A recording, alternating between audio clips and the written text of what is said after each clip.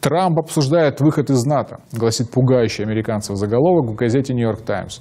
Нет, там пока что не написано по приказу Путина, но Россия, конечно же, упомянута. Похоже, демократы придумали новую страшилку для американского электората. Именно так можно трактовать вброс через серьезное издание на тему того, что президент США обсуждает выход страны из ею же основанного блока НАТО. В первом же предложении, да что там в предложении, в первом десятке слов, если считать с начала текста публикации, упомянут Путин. Думаю, вы понимаете, в каком ключе. Сомнительно, что президент России Владимир Путин хочет чего-либо больше, нежели ослабления НАТО, военного альянса США, Европы и Канады, который сдерживал советскую и российскую агрессию на протяжении 70 лет. В прошлом году президент Трамп предложил шаг, равносильный разрушению НАТО – выход Соединенных Штатов. В этом инсайде газета ссылается на неназванных высокопоставленных представителей администрации, которые и сообщили о нескольких высказываниях насчет выхода из НАТО, сделанных Трампом в частных беседах в 2018 году. После многочисленных отсылок к действиям главы США, направленным на выбивание из европейских вассалов денег на оборонные расходы, «Нью-Йорк Таймс» без обиняков пишет: неоднократно заявляемое президентом желание выйти из НАТО вызывает новые опасения среди сотрудников национальной безопасности на фоне растущей озабоченности усилиями господина Трампа по сохранению секретности его встреч с господином Путиным, даже от его собственных помощников и идущего расследования ФБР связи администрации с Россией. Бинго, в общем. Связь Трампа с Кремлем можно считать доказанной.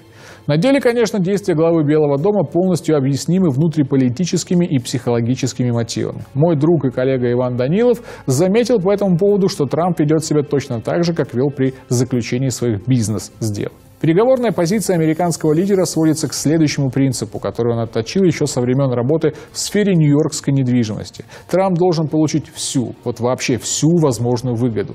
Иначе сделка не состоится, несмотря на все вероятные потери для самого Трампа. Такой ковбойский подход может иногда срабатывать в бизнесе, когда можно снова и снова уходить от сделок в надежде, в конце концов, найти слабохарактерного партнера, инвестора или клиента, которого удастся прогнуть на полную катушку. В геополитике такой подход не работает. Планета слишком маленькая, а слабохарактерных дураков среди политиков планетарного и даже регионального масштаба очень мало. Существует серьезная вероятность, что столь бескомпромиссный и, если называть вещи своими именами, жлобский подход в конце концов приведет к тому, что НАТО действительно развалится, ибо со своей стороны Германия и Франция вовсю работают над созданием европейской армии, а президент Соединенных Штатов действительно может решить, что лучший способ решить проблему – это громко хлопнуть дверью. Да, психологию Трампа нельзя сбрасывать со счетов, но дело, я считаю, не только в ней.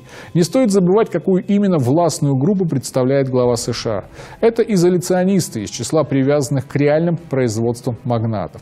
Им не нужны все эти американские базы, разбросанные по планете, потому что эти базы сжирают ресурсы и дают опору противникам изоляционистов, глобалистов. Лучший способ подорвать позицию глобалистов – лишить их возможности вмешиваться в дела других государств. Нет, изоляционисты и сами не прочь ограбить кого-нибудь, но сейчас они видят, что США ослабели и грабеж перестал удаваться. А значит, нужно отказаться от него хотя бы на время. Отказаться, чтобы сэкономить деньги и вновь обрести силы. То есть глобалисты хотят играть по-старому, взвинчивая ставки на заемные деньги Федеральной резервной системы. Изоляционисты же понимают, что дальше взвинчивать ставки некуда, можно вообще проиграться в пух и прах. Отсюда и проистекает жесткая позиция Трампа по отношению к ЕС. Или давайте миллиарды на оборону, то есть оплачивайте содержание военной машины НАТО в Европе, или ступайте лесом. Евросоюз ясно демонстрирует, что платить не собирается, и потому выход США из НАТО вполне реальная перспектива. Нет, это не Путин приказал. Да, это выгодно России.